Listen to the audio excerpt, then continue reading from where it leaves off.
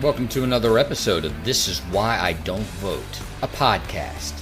Season 4, Episode 37. Your safe space to discuss sports, politics, social issues, and even religion, where we will take it all very seriously, but not too seriously. Sometimes it's difficult to accept how much abundance we have in our lives, how much we should be grateful for versus complaining about all the things that we believe are wrong with the world, wrong with the society we live in, wrong with people.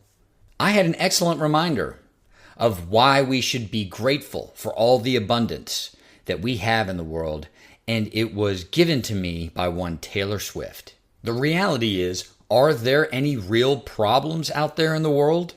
A Taylor Swift conundrum. Also, the New York Metropolitans baseball good.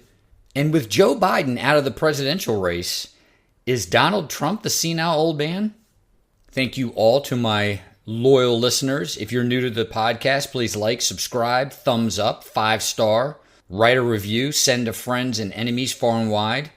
If you are considering supporting This Is Why I Don't Vote podcast is on Patreon. Go to Patreon, look up This Is Why I Don't Vote podcast, and give me money. Act 1. Are there any real problems out there in the world? A Taylor Swift conundrum. I've stated numerous times on this podcast that we often take the weight of someone else's opinion way too seriously in light of every other opinion that they may have. In other words, we will evaluate someone judging us or someone judging something else only on the value of that singular or individual judgment, when it would probably be more prudent for us to look at the totality of that person's views and then think to ourselves, okay, based on the way this person approaches X, Y, and Z, A, B, and C, do I really care what they think about this individual issue? Should I really give weight to this singular opinion, particularly when it has to do with me? I had opportunity to practice this very recently as Saturday night. That's right, Saturday, September the 7th, the same day that the last episode of this podcast was published. I had a friend come into town, and this friend happens to be female, and this friend was entertaining taking a job in the state of Arizona, moving from another state to the state of Arizona to take a job. She was asking me about different areas in which to live, the hot spots, the low spots. I'm looking at you, Glendale. And we decided to meet out on Saturday night to discuss some of these things. In the course of the conversation, this woman volunteers to me, and I want to paint the picture for you. I want you to understand we're sitting at a bar, and to let you know that this is truly a platonic relationship, the Tennessee game is on, and I tell her I am going to look at this television screen while you are talking. If you're offended that I'm not paying complete and total attention to you, so be it. Live with that. Work through it. Because I'm going to be watching this football game. We both had a good chuckle over that. Because, although I did frame it in a humorous way, she knew it was true. And I certainly did watch that television screen. So I'm watching television screen. I'm half keeping up with what's going on in the football game. And I'm half listening to this person go through some of the decisions that she needs to make in order to weigh whether or not she wants to leave her current position in the current state that she lives in to move to Arizona and take a new position. Naturally, this involves an economic calculus. And in going through the economic calculus, she just tangentially offers the fact that she had recently booked a trip to Miami to go see Taylor Swift. Now, I am not a Taylor Swift fan. And Taylor Swift does not court the likes of me with her music. I am not an ideal consumer of the Taylor Swift product. I don't think that there's any love lost between the two of us. I don't like Taylor Swift. She doesn't care about me. She doesn't make a product that she anticipates I would enjoy or buy. But in reviewing the economic calculus of going to this Taylor Swift show, in light of the fact that this person may be taking a new job in a new state and there are economic considerations to be made there, this person volunteers that the tickets to the Taylor Swift show in Miami were $8,000. $8,000. And I immediately look directly into this woman's eyes, taking my gaze away from something that I've already told her is important to me, the Tennessee Volunteers football game, and I ask, how many tickets did you get for $8,000? Two, dear listener, one more than one. In the middle of this bar that's crowded, in the middle of our conversation, that is personal. I look at her and I say, you are a fucking idiot. It came through me, dear listener. It just came through me and out of me. I felt like, I'm going to make this analogy. I felt like Jesus in the temple with the money changers. He just said, it's flowing through me. I cannot stand this. This cannot stand. And he started turning over the tables. I looked at this woman and I said, you paid $8,000 for 2 tickets to go see Taylor fucking Swift? You are a fucking idiot. That woman looked at me and she said with all sincerity, thank you so much, Patrick, because no man has ever spoken to me in such a way to communicate directly to my soul and to help me realize the error of my ways. I was wrong, and I see that I was wrong, and I'm going to make changes in my life to better reflect who I am as a responsible, capable, independent-minded adult. You were here for me when I needed you the most. And then I woke up. Let's pause here, dear listener. Let me speak directly to the male half of my audience. You can say a lot of things to a woman. You can say a lot of confrontational things to a woman. A woman may make decisions that you find unsound. You can challenge these decisions in a number of different ways. There's a number of different methods, techniques, strategies. One strategy that generally does not work is to look that person in the eye and call them a fucking idiot. You may be correct in calling them a fucking idiot. It may be a quantifiable value.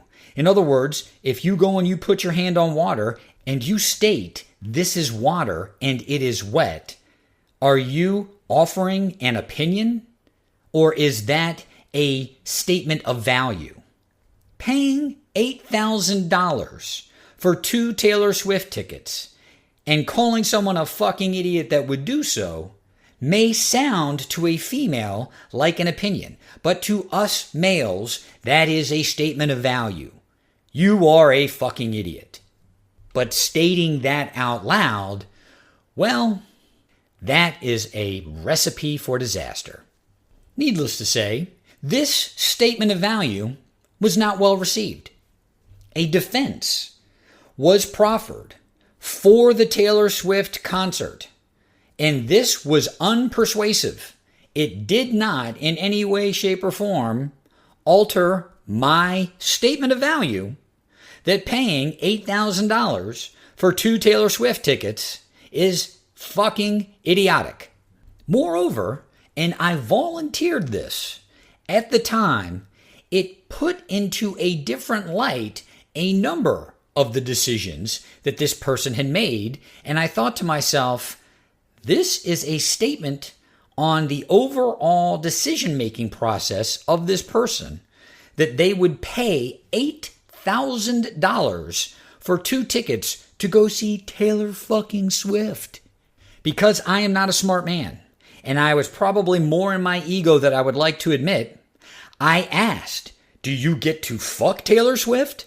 Because absent that, I'm not paying $4,000 for 1 concert ticket to go see that nonsense.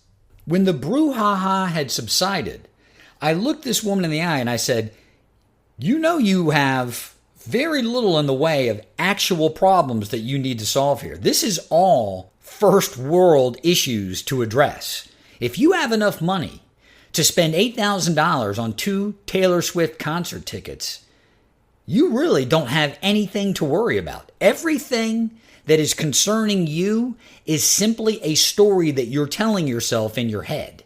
And to the extent that that story is worrying you, keeping you up at night, you need to tell that voice in your head to shut the fuck up. There are so many opinions out there about the social fabric of this country, the political climate, the economic crisis, if you will. There is no problem that needs to be solved in this country at the current time. I'm not talking about just political or social or religious. We don't have any problems whatsoever that Taylor Swift can go out on a concert tour and charge $4,000 a ticket and sell out every fucking arena that she goes to. I don't want this to come off as a condemnation. We all need to wake up and realize how good we have it, how good it is, how good our everyday lives are. Taylor Swift just recently came out with some social media post about how she's supporting the Kamala Harris campaign and childless cat lady, and it's just absurd that one candidate or the other would have any impact on a woman's life who can charge $4,000 for a concert ticket and sell out arenas with 30, 40, 50,000 seats. Who are they, dear listener? Who are the they that are offering these opinions that weigh on our minds so heavily, that weigh on our hearts so heavily? And what is it that they have an affinity for? What is it that they will spend their hard-earned money for? And what does that mean to the nature of the opinion that you are holding so dear? If someone wants to go out and spend $4,000 on a Taylor Swift ticket, so be it. It's their money. They very likely earned it, and they have a choice on how they want to spend their dollars, how they want to consume. But if that person then wants to start taking their opinions and putting them out into the public sphere, the social conscious ombudsman is going to come out and call you a fucking idiot.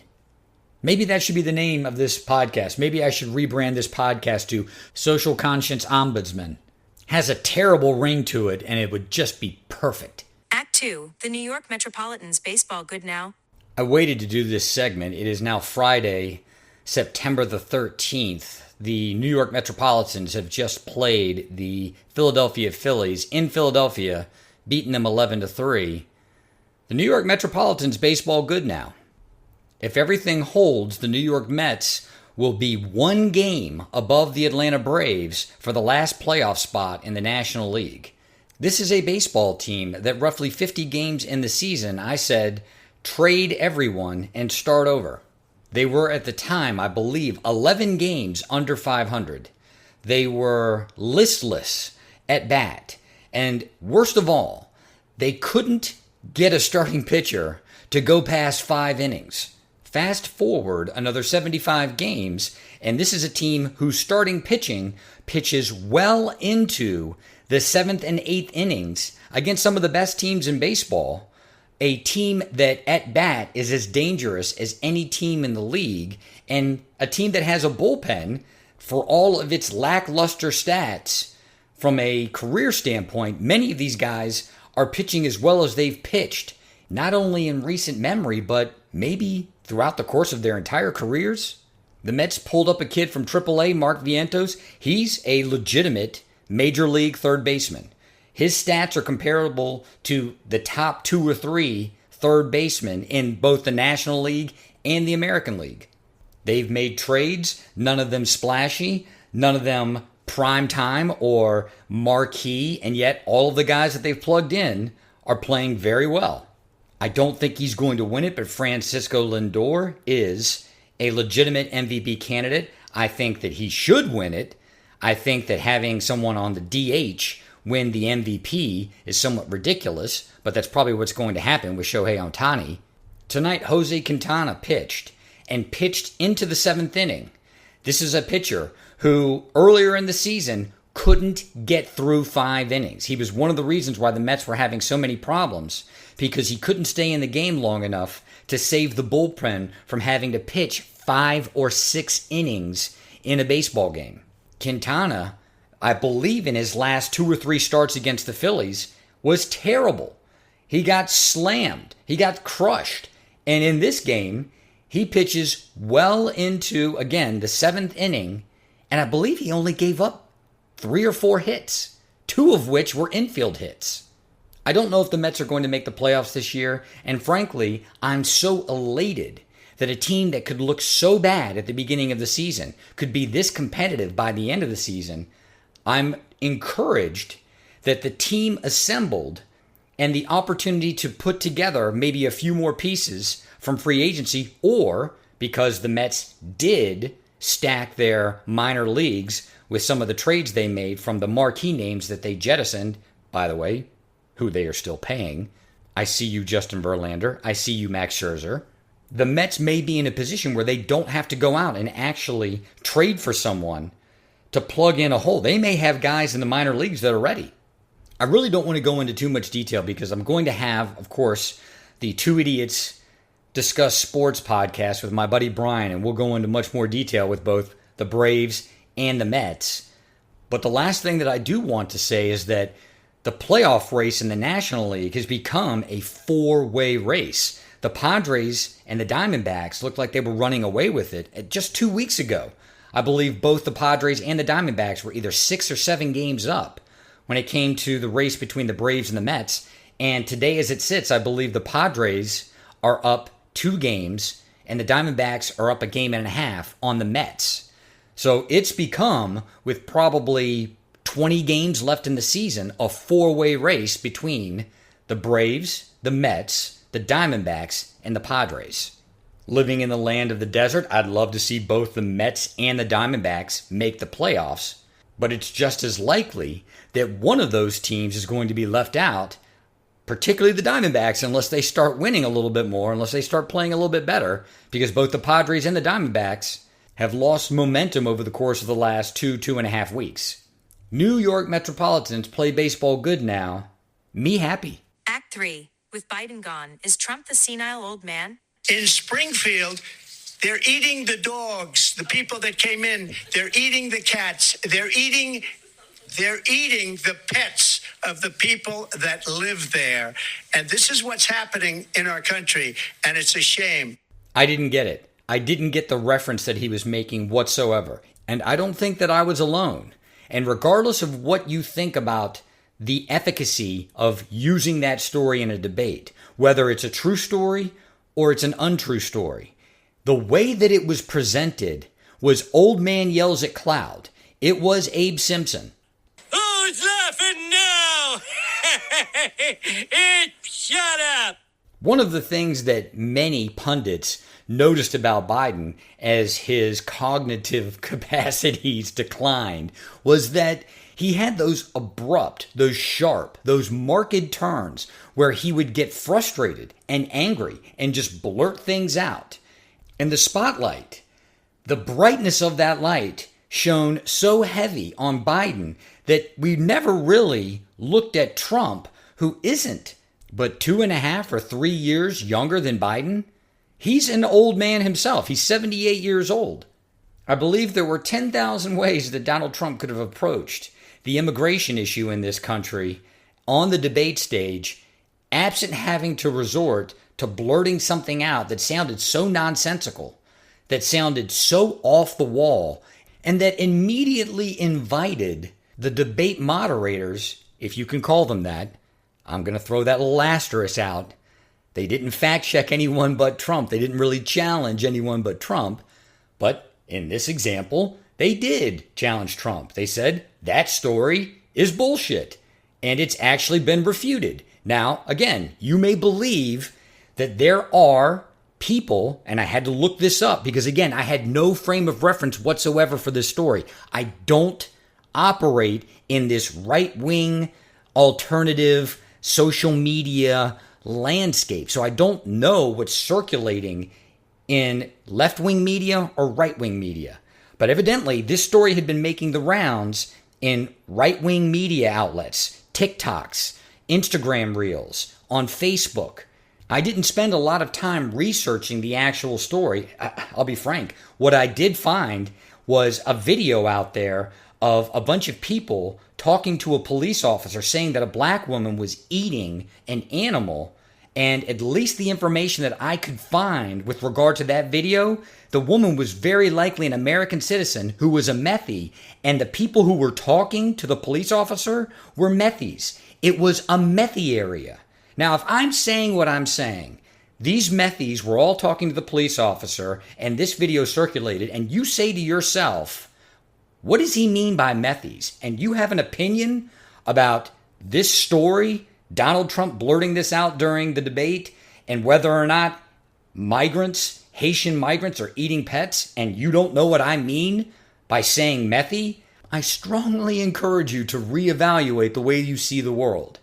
A methamphetamine addict who might have been eating an animal under the influence of methamphetamine and other people who may have been witness to said act, living in an area flooded with methamphetamine, is not the foundation of the story that you want to bring up in a presidential debate.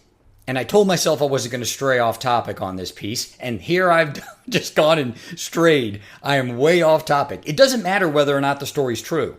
The way it was presented was old man yells at cloud. It was Abe Simpson-esque. It was blurted out without a proper frame of reference. It wasn't even the strongest material that Trump could have used to make his point, and it allowed moderators, who I will agree were biased, to then disrupt the flow of what Donald Trump was doing on the debate stage by refuting or quote-unquote fact-checking the story that he had just told and the point that he was trying to make.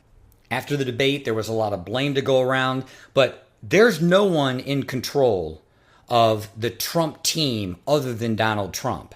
If there's blame to go around, people will fall on their sword, but no one was at fault other than Donald Trump for the way that Donald Trump strayed off topic during the debate. And although you might say that Donald Trump does this frequently, that he frequently goes off topic, one of the strengths that he had, particularly during debates, was that sharp, quick wit. He could often use it to be biting, and he could often use it to be self-deprecating. That was not present during the debate with Kamala Harris. Trump demonstrated a lot of Biden-esque qualities. He was quick to anger. He blurted things out that didn't have the proper frame of reference for him to be making those statements. As an older man, Trump looks like he'd lost his fastball. I still think the race is 50-50. I think it's going to come down to vote counts in more than one state. But when an election is this close, you don't need the voters that you know who are going to vote for you. You need the voters in the middle, the independents who don't know which way they're going to go. When the guy that people refused to vote for and was likely going to keep people from coming to the polls was a guy that was losing his mental faculties in front of our very eyes, you don't want to follow in any way, shape, or form that guy's footsteps in any performance that you have while you were marching towards the presidency. Donald Trump channeling his inner Joe Biden during that segment, that was not a good look. And yes, I will be now watching a 78-year-old man to see if he starts showing the same kind of signs of cognitive decline. Again, I don't think that he's going to look, speak, act in any way, shape, or form like Joe Biden did. But is this the Donald Trump of 2016? No, it certainly is not. I now have my eye on that. This is Why Don't Vote, a podcast.